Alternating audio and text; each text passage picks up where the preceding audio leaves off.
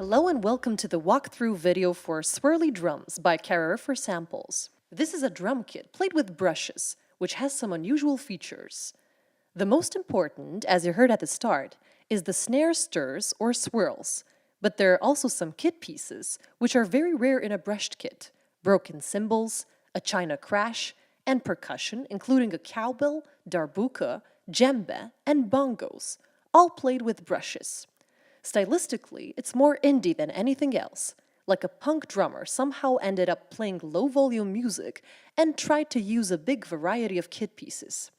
It uses the free Plogue Sforzando sampler plugin, and there are over 4,500 WAV files, adding up to 1.7 gigabytes.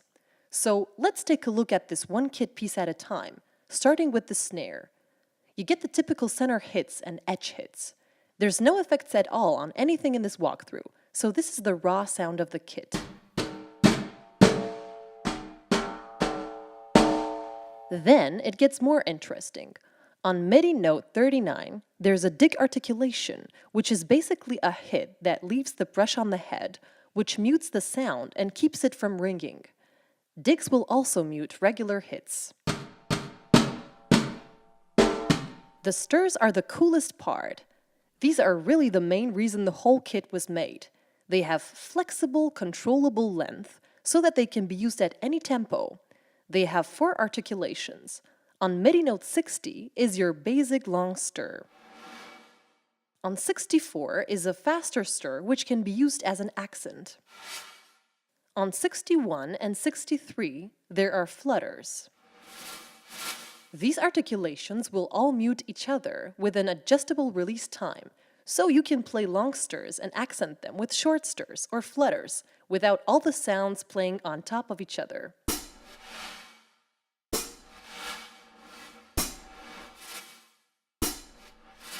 MIDI note 62 mutes any stir currently playing, so you can use it to shorten stirs if needed.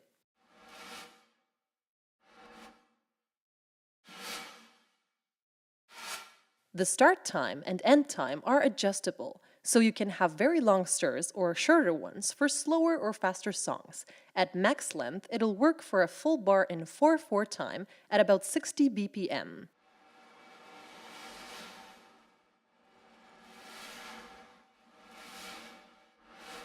The mix controls are top and bottom mics and an ambience knob, which adds overhead room sound. Past 50%, you actually get 2 rooms at once.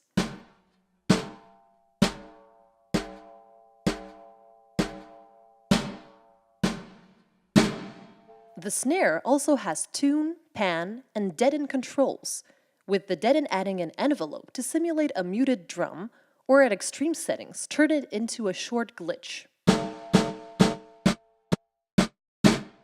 Finally, on MIDI note 74, we have a quiet little noise of the brush being picked up from the head after a dig. This can add a nice touch of realism to quiet parts. The main kick is a 20-inch marching band bass drum from the 1950s, currently being used by the drummer from the folk punk band Cymbal. It also has some pathetic snare buzz. Let's gradually bring that up.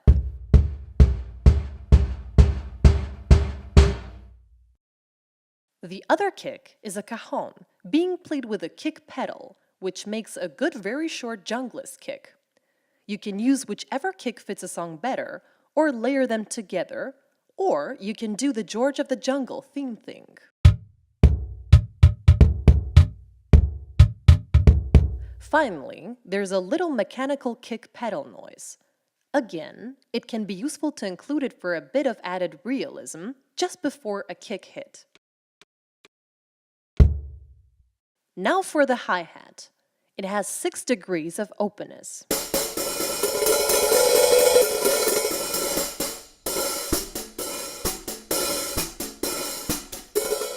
There are also foot chick and foot splash articulations. And a little pedal return noise, again, barely audible. Its default volume is actually turned up a bit here, so you can hear it. There are 6 cymbals: a typical crash, ride, and splash.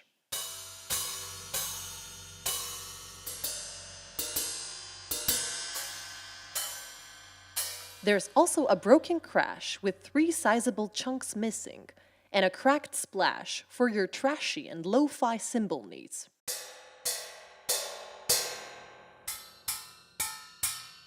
The coolest cymbal is the China crash. We've never heard anybody play one with brushes in real life, but the drummer whose crash, splash, and toms we recorded insisted we must sample her awesome new China cymbal. It turned out it sounds really cool, especially with gentler hits, like sand being poured into a metal bowl.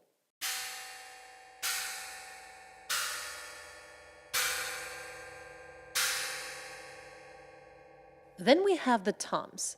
There are 5, from 16 to 8 inches.